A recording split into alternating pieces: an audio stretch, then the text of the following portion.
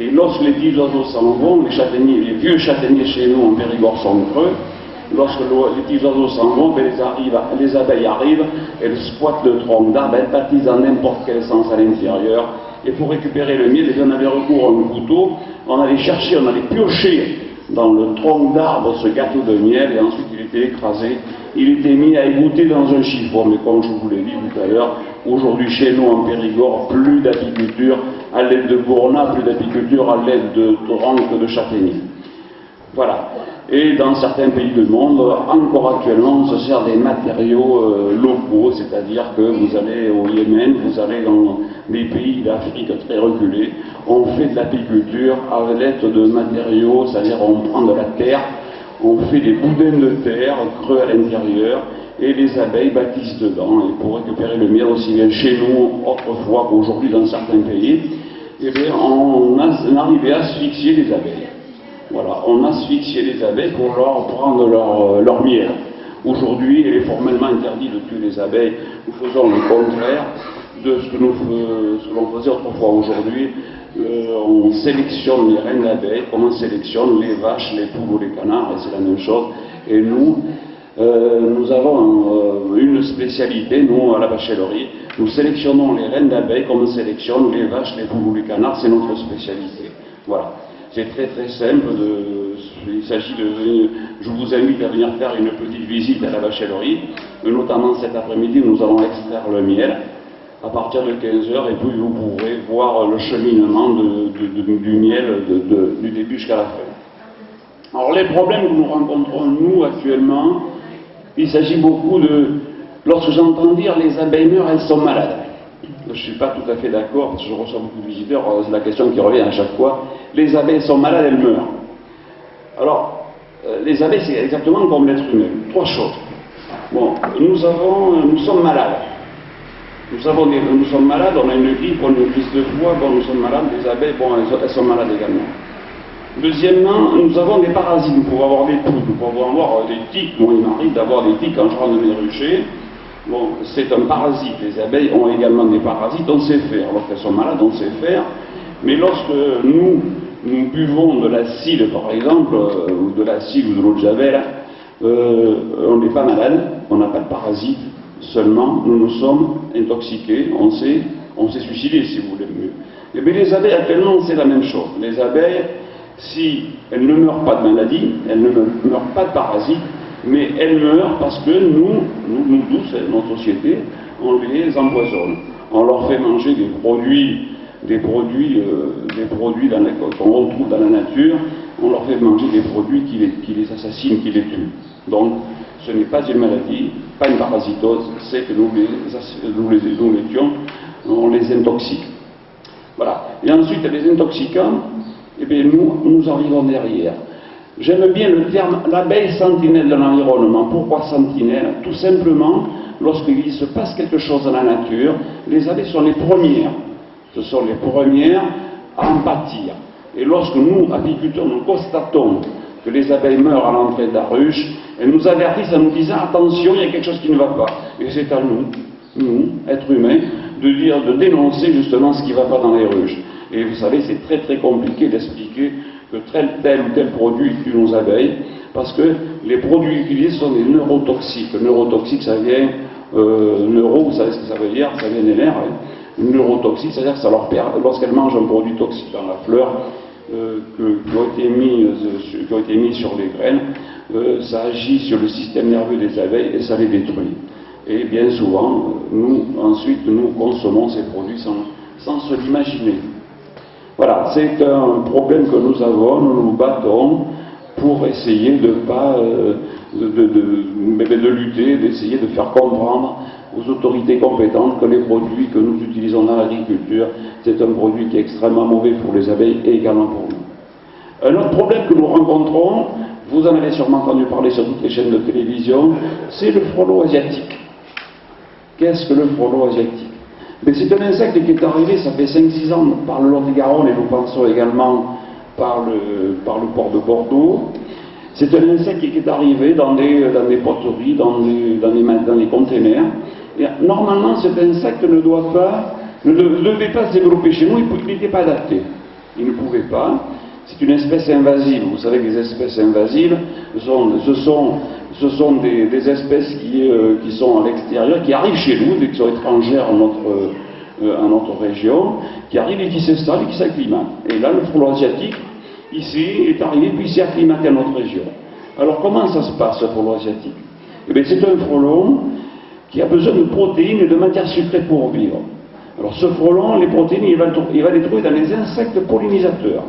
C'est-à-dire qu'il va se nourrir, il va manger tous les insectes pollinisateurs que vous imaginez. Il va manger les abeilles, il va manger les frelons, pas les frelons, mais il va manger les papillons, tous les insectes. Ce qui est grave pour nous, c'est que si nous n'avons plus d'insectes pollinisateurs, eh bien nous n'avons plus de vie sur notre planète. Il faut, je vais vous répéter ce qu'Einstein a dit, si l'abeille venait à disparaître de la surface du globe, l'homme n'aurait plus que 4 années à vivre. Et c'est vrai, si nos insectes pollinisateurs disparaissent, eh bien la planète est finie. Voilà, alors ce frelon, qu'est-ce qu'il fait? Lui, il est plus noir que le nôtre que nous avons, il est commun, que nous avons ce qu'on appelle le crabeau. Il est plus noir, il a la tête orangée et il a un derrière anneau jaune. Et ce frelon, il vole devant les ruches, et il fait un vol stationnaire et il mange toutes les abeilles qui arrivent. Ensuite, il repart à sa ruche et il va, pas à sa ruche mais à son nid, que vous pouvez rencontrer dans les maisons, que vous pouvez rencontrer à la cime des arbres lorsque les feuilles vont tomber. Et ces nids ressemblent à un mouton. Vous voyez, au mois d'octobre-novembre, quand les feuilles vont tomber, vous allez voir une énorme masse sur les arbres. Et vous allez vous dire, c'est un mouton qui est monté là-haut. Mais non, pas du tout, c'est un nid de frelon asiatique. Alors, la lutte contre le frelon asiatique. Il faut que je vous dise que nous sommes tous concernés. Le frelon asiatique n'intéresse pas que les apiculteurs. Comme je vous dis tout à l'heure, si vous n'avez plus de pêche, de poire, de cerise, les chasseurs, s'il n'y a plus de glands, s'il n'y a plus de châtaignes, par manque d'insectes pollinisateurs, eh bien, nos chasseurs ne pourront plus tuer le sanglier ou le chevreuil. Les oiseaux que vous avez dans la nature, les oiseaux se nourrissent, c'est des baies de ronces, c'est des baies de bourdelle. Bon, si vous n'avez plus d'insectes pollinisateurs, vous n'aurez plus d'oiseaux. Vous me direz, je ne chasse pas, je ne mange pas de fruits, mais vous avez peut-être une piscine à la maison. Donc le frelon asiatique affectionne les points d'eau, parce que pour monter ces gros nids, là, pour confectionner les gros nids que vous voyez à la cime des arbres, le frelon a besoin d'énormément d'eau. Donc il est à proximité des mares, il est à proximité des piscines. Vous allez me dire, j'ai pas de piscine, je chasse pas, et également je ne mange pas de fruits, pas de salade, bon. Mais vous habitez au moins dans une maison. Tout le monde habite dans une maison. Bon, il faut que je vous dise que 40% des nids se trouvent dans l'habitat. Donc si un jour vous arrivez devant votre maison, devant votre auvent, vous allez trouver un nid de frelon asiatique, mais sachez que vous devez le faire détruire pas par un apiculteur, parce que les apiculteurs ne sont pas habilités à détruire les frelons asiatiques, mais vous serez obligé de faire appel à un désinsectiseur qui viendra, c'est un spécialiste, un monsieur qui est formé pour la destruction des frelons asiatiques, et il vous en coûtera peut-être 150 ou 200 €, voire plus. Donc la lutte contre le frelon asiatique, c'est une lutte qui est d'intérêt général, voilà, et c'est l'intérêt général de tous les Français que nous avons autour de nous. Voilà. Alors là, les solutions, les solutions sont multiples. Il s'agit, comme les reines de ces frelons asiatiques hivernent en solitaire, lorsqu'au mois de février, ces reines vont sortir de leur cache, laine de verre, maison, arbres, terre. Eh bien écoutez, il est simple, il faut les piéger. Voilà, ces frelons asiatiques, ces reines frelons asiatiques, si vous attrapez une reine de frelon asiatique dans un piège que vous allez acheter à Briconote ou Bricomarché, je n'ai aucun intérêt dans ces maisons, ou que vous le confectionnez vous-même à partir d'une bouteille, lorsque vous attrapez cette reine de frelon asiatique, c'est un nid de moins actuellement, ce sera un gros nid de moins au mois de septembre-octobre, et ce sera 10 nids de moins l'année prochaine. Donc d'où l'intérêt de faire un piégeage tous les ans, au mois de février-mars, pour détruire ces nids de frelons asiatiques. Voilà, donc c'était un deuxième fléau que nous avons, nous, c'est l'apiculture, sur les abeilles, qui est très très important actuellement, et je vous demande de vous mobiliser pour essayer de sauver nos abeilles. Alors, parce que nos abeilles, nous avons tous besoin. quotidiennement, vous bénéficiez du travail de l'abeille. Je vois, il y a un monsieur qui vient de passer avec des abricots tout à l'heure, des melons. Et bien, s'il amène ses melons et ses abricots, c'est grâce au travail de l'abeille, c'est grâce au travail de l'insecte pollinisateur que sont les abeilles. Voilà. Donc, je pense qu'il est nécessaire de sauver ces abeilles. Messieurs, dames, je vous demande d'en prendre conscience, de nous aider, nous, apiculteurs, à faire vivre nos butineuses. Nous en avons tous besoin.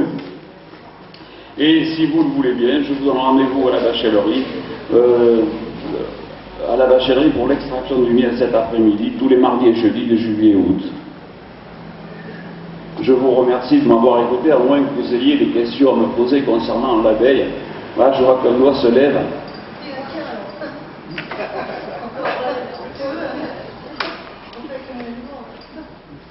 Oui, bonjour. C'était juste pour vous poser la question de savoir est-ce que la pétition sur ou la demande, la requête qu'on voudrait faire auprès de l'ONU, je crois, c'est pour reconnaître l'abeille patrimoine de l'humanité. Est-ce que cette pétition court en Dordogne?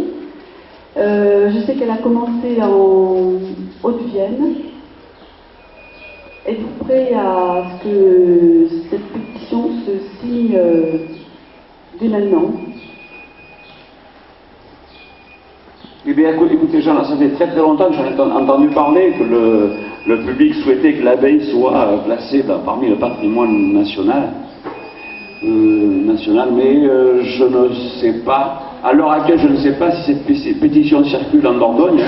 Pourtant, je suis branché sur Internet, j'en ai entendu parler, mais en Dordogne, je ne sais pas si elle circule, et encore en Haute-Vienne, je ne sais pas du tout. J'étais avec les responsables syndicaux hier de la Haute-Vienne, nous n'en avons pas causé, mais je pense qu'il serait bien justement que nous puissions faire une pétition afin que notre abeille puisse être reconnue.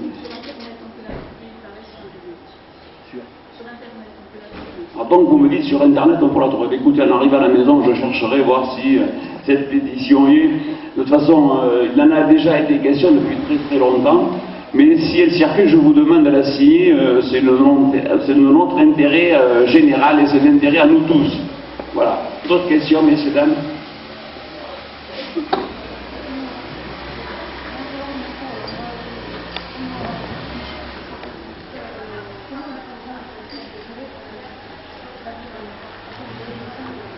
Oui, donc la question effectivement concernant le frelon asiatique, comment est-il géré dans son lieu d'origine, donc en Asie, et est-ce qu'on ne pourrait pas le gérer, nous, de la même façon?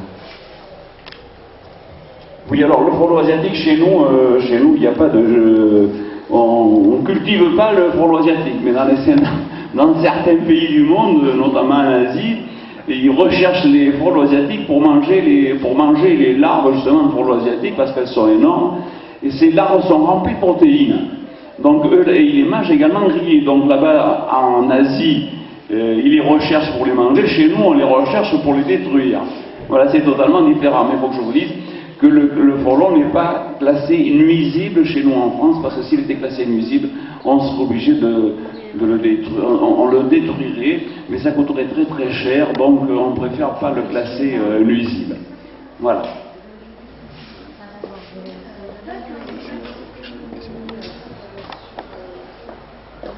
D'autres questions peut-être à poser à l'abeille périgourdine?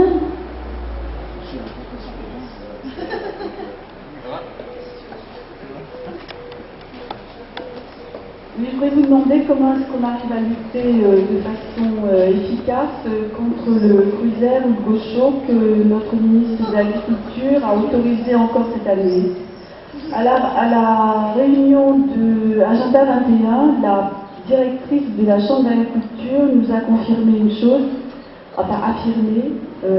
c'est que les graines enrobées de chez Bayer n'avaient pas le même enrobage pour l'Allemagne que pour la France. Je me suis permise de lui dire que je n'y croyais pas, mais qu'en pensez-vous? Pour moi, c'est très délicat de parler de certaines maisons françaises ou de citer des noms. De centrales, vous voyez, telles que celles que vous voulez citer. On les connaît tous. Hein. Il faut que je dise que le fruiseur, il y a deux sortes de fruiseurs.